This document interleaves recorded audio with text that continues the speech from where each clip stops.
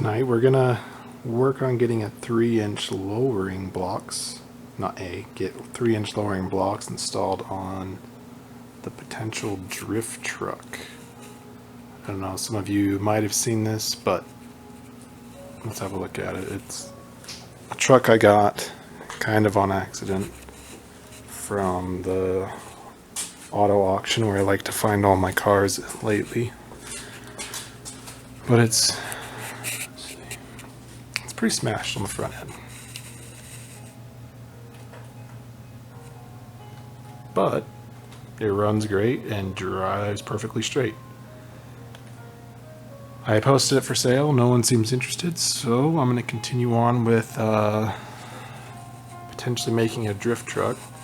So first thing we're going to do is lower the rear, and we'll go through that process, and then I'm going to try to do it cheap, so we're going to do torsion bars on the front. We're not going to do spindles yet because I'm not very confident in how well this will drift, but for the price, we will give her a shot. So I've soaked all the bolts or nuts in PB Blaster. As far as I know, all we're going to need to do the rear is a 3/4 socket, which I have on my Harbor Freight electric impact, which is amazing if you don't have one, or a compressor to run an actual one. And these are the lowering blocks. They're 3-inch. They are angled. I've read those are the better ones to help keep your drive line angle so it doesn't bind. Just what I've read. So that's what I got.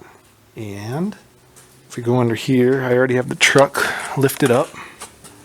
I have all the bolts sprayed. And so what we're going to be doing is those 4 right there on each side. We're going to break those loose. I have the jack sitting under here, so when they come loose the axle won't completely fall. And then we'll stick the blocks in there, put the new U-bolts in, and bolt them back up and take a look at the drop. And then if there's enough time, we'll go to the front. I'm hoping to have this done in possibly tonight. Let's see what time it is.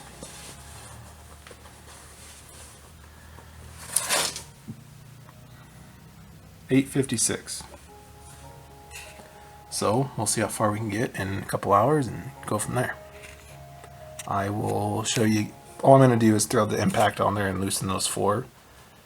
And I forgot my tripod, so I think that's pretty self-explanatory. But we're going to loosen those 4 right there. Go to this side, loosen those 4, and then stick the blocks in there with the new U-bolts. Quick status update, we got 1 done. And man, these universal U-bolts are quite the pain. They don't have quite the curvature as the originals, so you have to pull them together and bend them and pry bar. And it took a lot longer than I was expecting, but we got 1 down and 1 to go. Hopefully we'll be able to get that one tonight as well. We'll see. Alright, 11 o'clock. We got the other side all done. Everything buttoned back up. She's ready to go on the ground, and we'll see how she sits.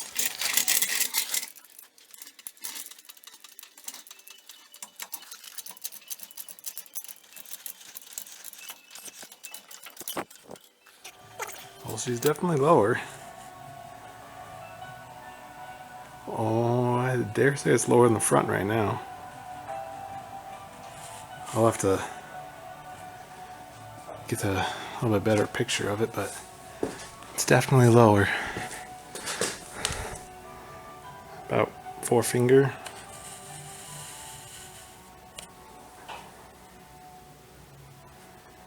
Not too shabby.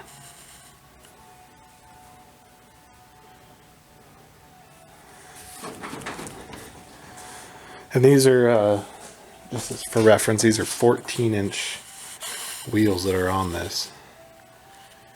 Yeah, they're 14s. They are, see if I can find a number on them. 195, 75, 14. Have a good offset though. They a decent poke to them.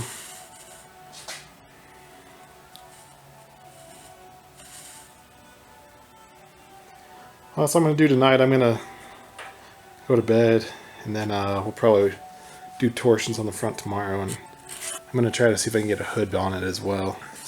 So until then.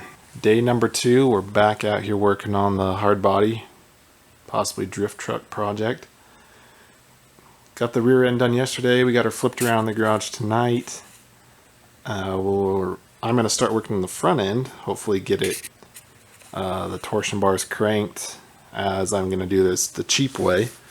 Proper way would be to get lowering spindles and to actually spend money on it, but I am trying not to do that. So once I get it lowered, if I have time, I'm going to attempt to address this whole front end area. Try to maybe get a hood on it. I haven't been pulled over yet, but I don't want to push my luck. So I may try to fit the hood on it to some degree. I've got some hood pins in my toolbox. If I can't get the broken and busted up latch to work with the other hood. Otherwise I may just throw some big screws in it. I don't know. I don't care too much. I just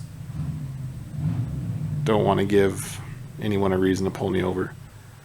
But I'm going to get it up in the air, and we'll crawl under it and take a look underneath.